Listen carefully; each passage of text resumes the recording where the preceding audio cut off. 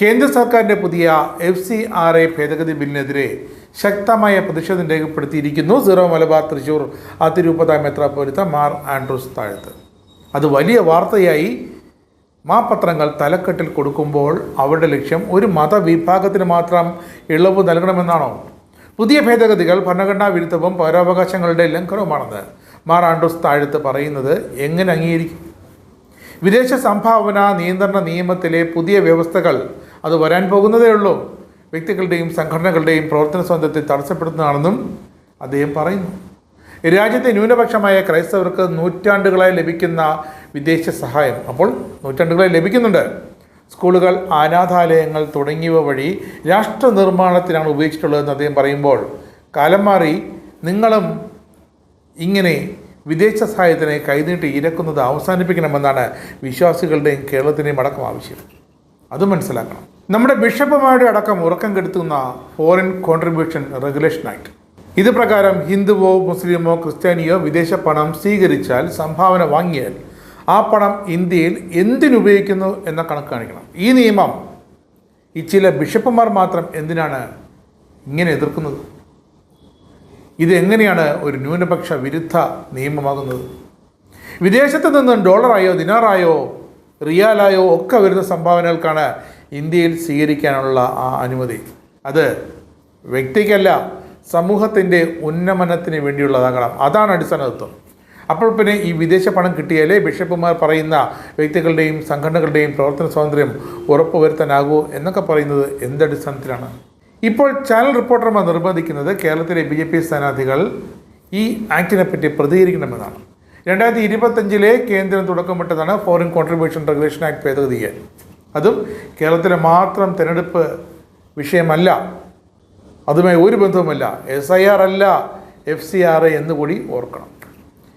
Foreign contribution regulation act എന്നത് ഇന്ത്യയിലെ സംഘടനകൾക്കും NGOകൾക്കും സന്നദ്ധ സംഘടനകൾക്കും വിദേശത്തു നിന്നും പണം സ്വീകരിക്കാനുള്ള നിയമമാണ്. സംഭാവന വഴി വിദേശ ഫണ്ടിൻ്റെ ദുരുപയോഗം തടയുക, ദേശീയ സുരക്ഷ ഒന്നുകൂടി ഉറപ്പാക്കുക, സുതാര്യത കൂട്ടുക എന്ന ലക്ഷ്യത്തോടെയാണ് വിദേശ ഫണ്ടിൻ്റെ സ്വീകരണവും ചിലവഴിക്കലും കൃത്യമായി ഓഡിറ്റ് ചെയ്യാൻ, മോണിറ്റർ ചെയ്യാനായി സർക്കാർ കൊണ്ടുവന്നിട്ടുള്ള FCRA ഭേദഗതി ബിൽ. ഇത് പ്രകാരം ചില മാറ്റങ്ങളുണ്ട്. ഫണ്ട് ട്രാൻസ്ഫർ നിരോധനമുണ്ട്. ഒരു NGOയ്ക്ക് ലഭിക്കുന്ന വിദേശ ഫണ്ട് മറ്റൊരു NGOയ്ക്ക് ട്രാൻസ്ഫർ ചെയ്യാൻ പാടില്ല. SBIയുടെ ന്യൂഡൽഹി മെയിൻ ബ്രാഞ്ചിലെ അക്കൗണ്ട് നിർബന്ധമാണ്. എല്ലാ FCRA അക്കൗണ്ടും സ്വീകരിക്കേണ്ടത് state bank of India New Delhi main ബ്രാഞ്ചിൽ തുറക്കുന്ന പ്രത്യേക അക്കൗണ്ടിലൂടെ ആയിരിക്കണം. അത് നേരത്തെയുള്ള വ്യവസ്ഥയാണ്. അഡ്മിനിസ്ട്രേറ്റീവ് ചെലവിന് ലിമിറ്റുണ്ട്. NGOകൾക്ക് ലഭിക്കുന്ന ഫണ്ടിൻ്റെ 50% അഡ്മിനിസ്ട്രേറ്റീവ് ചെലവിന് ഉപയോഗിക്കാമെന്നത് മാറ്റി അത് 20%ആക്കി. NGOയുടെ പ്രധാന ഉദ്യോഗസ്ഥർ ആധാർ നമ്പർ നൽകിയിരിക്കണം ബാങ്കിൽ. FCRA രജിസ്ട്രേഷൻ സസ്പെൻഡ് ചെയ്യാനുള്ള പരമാവധി സമയം 180 ദിവസത്തിൽ നിന്നും 360 ഒരു വർഷമായി കൂട്ടി. NGOകൾക്ക് അത് ലൈസൻസ് പുതുക്കുന്ന സമയത്ത് വരുന്ന പരിശോധനകൾ, ഫണ്ട് എങ്ങനെ ഉപയോഗിച്ചു, ലഭിച്ച ഫോറിൻ ഫണ്ട് ശരിയായ ആവശ്യത്തിന് വിനിയോഗിച്ചോ, അങ്ങനെ അത് ഫണ്ട് വിദ്യാഭ്യാസത്തിന് വേണ്ടിയിട്ട് തന്നെയാണോ ആ എഡ്യൂക്കേഷൻ ഫണ്ട് ഉപയോഗിച്ചത്, അതായത് ആ ഫണ്ട് പോലും വകമാറ്റാൻ പറ്റില്ല. NGO ഓരോ വർഷവും FC4 റിട്ടേൺ സബ്മിറ്റ് ചെയ്തിട്ടുണ്ടോ, ബാങ്ക് സ്റ്റേറ്റ്മെൻറ്റ്, ഓഡിറ്റ് റിപ്പോർട്ട്, ഇതെല്ലാം വളരെ കൃത്യമാണോ, ഒത്തൊരുമിച്ച് പോകുന്നുണ്ടോ, ബാങ്ക് ട്രാൻസാക്ഷൻ ട്രാക്കിംഗ് കൃത്യമായി നടക്കുന്നുണ്ടോ, അത് SBIയുടെ ന്യൂഡൽഹി മെയിൻ ബ്രാഞ്ചിലൂടെയാണോ ഈ ട്രാൻസാക്ഷൻ നടക്കുന്നത്? NGOയുടെ ഡയറക്ടർമാർ, ട്രസ്റ്റുകൾ അവരുടെ ബാക്ക്ഗ്രൗണ്ട് പരിശോധിക്കും. ക്രിമിനൽ കേസുണ്ടോ, സെക്യൂരിറ്റി റിസ്ക് എന്തെങ്കിലും അവർക്കുണ്ടോ എന്നിവ പരിശോധിക്കും.